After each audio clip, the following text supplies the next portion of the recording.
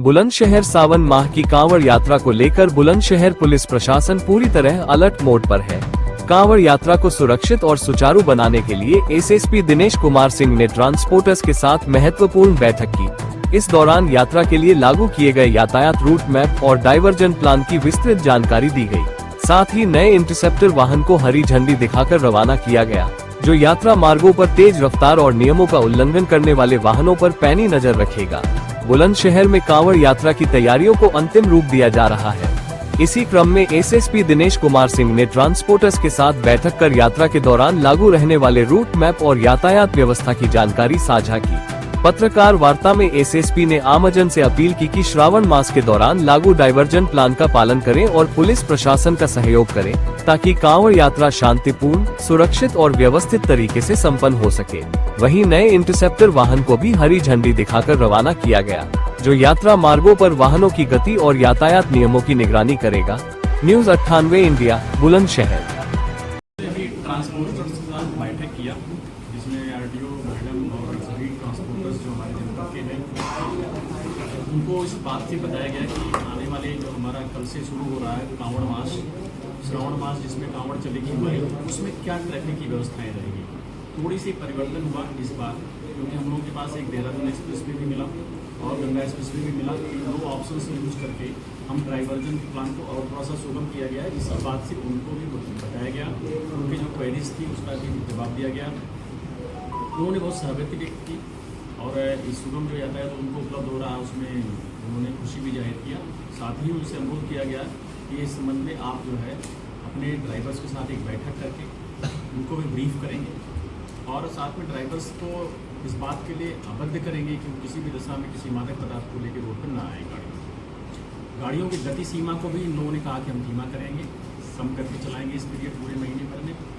जो हमारे रोडवेज की बसें और प्राइवेट बसें हैं, उनकी गति सीमा को कम करने के लिए भी एडीएम साहब के स्तर से पत्राचार किया गया है कि वो इस पीरियड में उन रोडों पे जिन पे चलते हैं उनकी गति सीमा को कम किया जाए। ये कार्रवाई गत वर्ष भी कराई गई थी, उसका अच्छा रिजल्ट रहा, कोई भी इसके एक्सीडेंट नहीं हुआ था और इस बार भी हम लोग उसको सुनिश्चित कराएंगे। जो सावन महीने में डाइवर्जन्स है उसको मैं आपको एक एक तरफ से लेकर के आपको ब्रीफ कर दें तो आपको भी सुविधा होगी उसको समझने में और लोगों तक ये पहुँचेगा, तभी ये बात बनेगी। क्योंकि इस चीज़ को लगातार हम लोग सोशल मीडिया पे सभी पे डाल रहे हैं और सभी साइट्स पे भी डाल रहे हैं, जिससे लोगों तक पहुँच अधिक से अधिक। अब जितने भी नोएडा, गाजियाबाद, दिल्ली और देहरादून एक्सप्रेसवे से की तरफ से अगर हम देखें तो सहारनपुर, बागपत, शामली की तरफ से भी जो वाहन आ रहे होंगे और ईस्टर्न और वेस्टर्न पेरिफेरल से जो वाहन हरियाणा की तरफ से भी आ रहे होंगे, ये सारे वाहन अब NH जो 9 है हमारा, उससे होते हुए जो 24 बोलते थे उससे होते हुए जाएगा हापुड़ से आगे, जहाँ पे गंगा एक्सप्रेस वे का और इस NH से क्रॉस हो रहा है ऊपर, उसको खुडलिया कट बोलते हैं।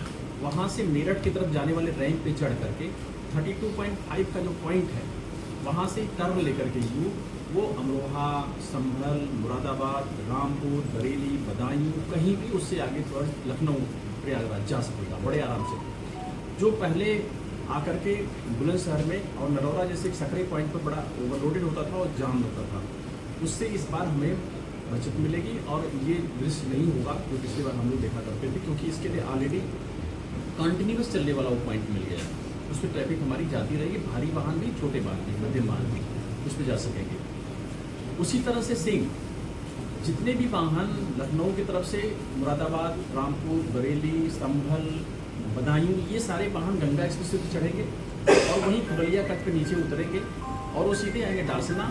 डासना से वो दिल्ली जा सकते हैं, सीधे गाजियाबाद, नोएडा जा सकते हैं, या ईस्टर्न वेस्टर्न पेरिफेरल को पकड़ करके वो हरियाणा की तरफ भी जा सकते हैं और फिर देहरादून एक्सप्रेस वे पकड़ करके वो सहारनपुर तक जिस भी डिस्ट्रिक्ट को जाना चाहते जा सकेंगे। एक बड़ा सबसे जो मेजर ट्रैफिक इसी पे आता था, क्योंकि ये बहुत बड़ी कनेक्टिविटी का रोड हमारे उत्तर प्रदेश का बहुत इंपॉर्टेंट रोड थी।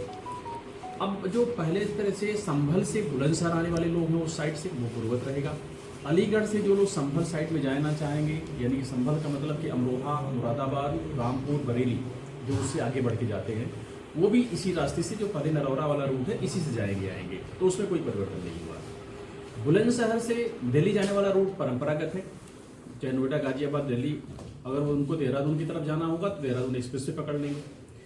अलीगढ़ या बुलंदशहर से जिसको कि मेरठ जाना है या मुजफ्फरनगर की तरफ से जाना होगा, उनके लिए रास्ता ये है कि वो यहाँ से होते हुए ईस्टर्न पेरीफेरल पकड़ेंगे और वहाँ पे डासना से उनको दाहिने टर्न लेकर के हापुड़ पे तो तदारपुर मोड़ है, वहाँ से बाएं हो जाएंगे और टियाला मोड़ से फिर दाहिने टर्न लेके किठौर होकर के वो सीधे आगे फिर मेरठ होते हुए आगे निकल जाएंगे उस रास्ते से। अगर उनको बिजनौर भी जाना होगा तो आगे से दाहिने टर्न लेके बिजनौर निकल जाते हैं।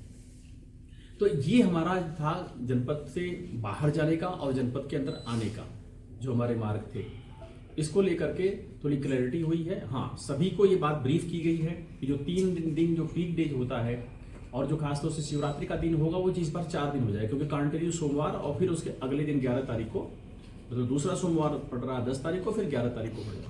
वो दोनों दिन लगातार पड़ेंगे तो थोड़ा लोड ज़्यादा रहेगा। उसको ध्यान में रखते हुए अगर अनावश्यक ना हो तो बहुत ज़्यादा आवश्यकता पड़ने पे ही हमें सड़क पर ले आए भारी वाहनों को, गुड्स कैरियर्स को। अगर हम इसको अवॉइड कर सकते हैं तो शेष बची 4 दिनों में उसको चलाएं। लेकिन जो आवश्यक सेवाएं हैं हमारी, एम्बुलेंस कहीं किसी रोड पर नहीं रोकी जाएंगी। इसके अलावा जो सब्जियों के, फलों के, दूधों से संबंधित वाहन होंगे वो हमारे एसपीसीपी साहब से पास लेकर के इन प्रतिबंधित दिनों में आएंगे। प्रतिबंधित मार्गों में आने का एक टाइम तय किया जाएगा, खासतौर से रात को वो बिल्कुल नहीं होगा जिस वक्त कांवड़िए चलते रहते हैं रात में भी। तो इन चीज़ों को ध्यान में रखते हुए आज इनके साथ एक ब्रीफिंग की गई, जिसको इन्होंने सभी बाकायदे इस बीच को उन्होंने समझा है, उनकी क्वेरीज थी, उनका समाधान किया गया। कल से जो हमारा श्रावण मास शुरू हो रहा है, इसको हम लोग सकुशल अच्छे से समझेंगे।